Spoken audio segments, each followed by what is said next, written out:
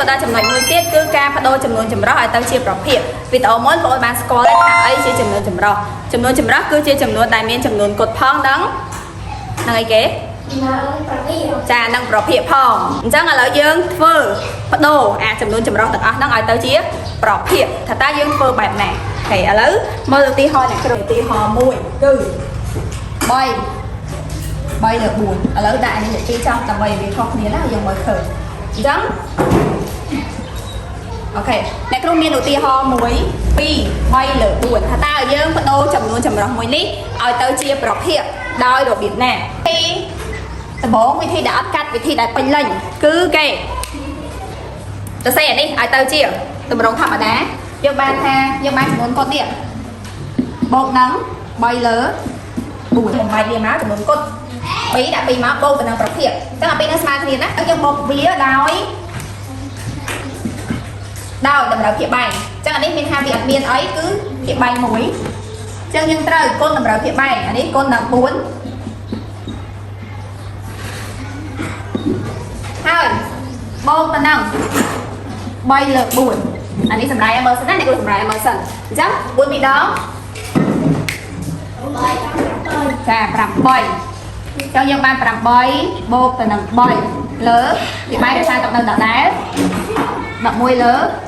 4ចឹងអានេះគឺជារបៀបដែលអ្នកគ្រូសម្រាយវាឲ្យមើលប៉ុន្តែជាទូទៅបើសិនជាបងអូនឃើញអានេះទៅក្រោយបងអូនអាចគិតតាមវិធីកាត់មួយទៀតបានចាដូចក្នុងសភៅពុំគេដាក់ឲ្យចឹងអ្នកគ្រូឲ្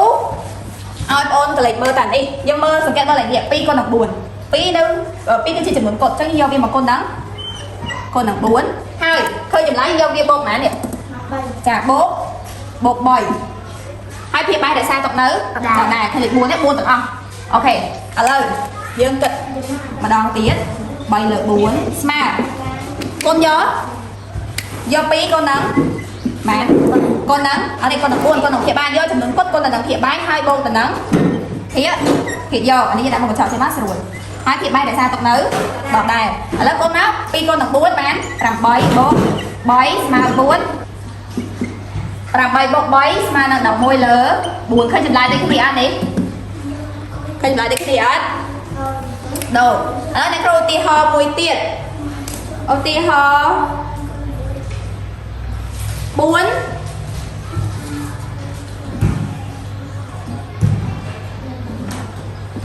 3 ភាគ 5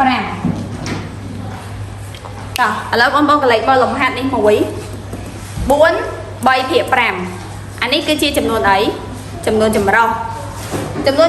ងត្រូវធ្វើឲ្យចំនួនចម្រុះនេះឲ្យទៅជាតម្រងប្រភេទដែលមានតែភាគបែងនិងភាគយកដូចអានេះចឹងអានេះចំនួនចម្រុះនេះធ្វើចុងក្រោយមកឃើញប្រព័ន្ធនេះស្មើនឹង11 លើ 4អានេះគេហៅវាថាជាប្រភេទចឹងមានភាគបែងមានភាគយកហើយនិងភាគបែងឥឡូវយើងធ្វើបែបណានេះយើងត្រូវយកចំនួនកត់ទៅគុណនឹងភាគបែងពីរនេះគុណគ្នាហើយយកវាមកបូកនឹងឥឡូវនេះអញ្ចឹងស្មើនឹងម៉ានស្មើនឹង4គុណនឹង5យកចំនួនកត់មកគុណនឹងភាគបែងគុណហើយយកវាទៅបូកនឹង3ហើយចំណែកឲ្យភាគបែងរក្សាទុកនៅដដែលអញ្ចឹង4គុណនឹង5បាន20 4 5 ដង 20បូកទៅនឹង3ស្មើភាគបែង5ស្មើនឹង23 លើ 5នេះគឺជាចម្លើយនេះគឺជាការបំលែងពីចំនួនចម្រុះឲ្យទៅជាប្រភេទពីចំនួនចម្រុះទៅជាប្រភេទចំនួនចម្រុះទៅជាប្រភេទពីចំនួនដែលមានចំនួនគត់ផងប្រភេទផងឲ្យទៅជាប្រភេទតែមួយតោះនេះអញ្ចឹងអានេះគឺជាវិធីកាត់អ្នកគ្រូសរុបឡើងវិញដើម្បីបដូរចំនួនចម្រុះឲ្យទៅជាប្រភេទគឺគេត្រូវយកចំនួនគត់ទៅគុណទៅនឹងភាគបែងយកចំនួនគត់គុណទៅនឹងភាគបែងហើយបូកទៅនឹងភាគយករីឯភាគបែងរក្សាទុកនៅដដែលយកខាងមុខនេះគុណអាក្រោមហើយឃើញចម្លើយយកទៅបូកឲ្យលើហើយភាគបែងរក្សាទុកនៅដដែលអូខេប៉ុណ្ណឹង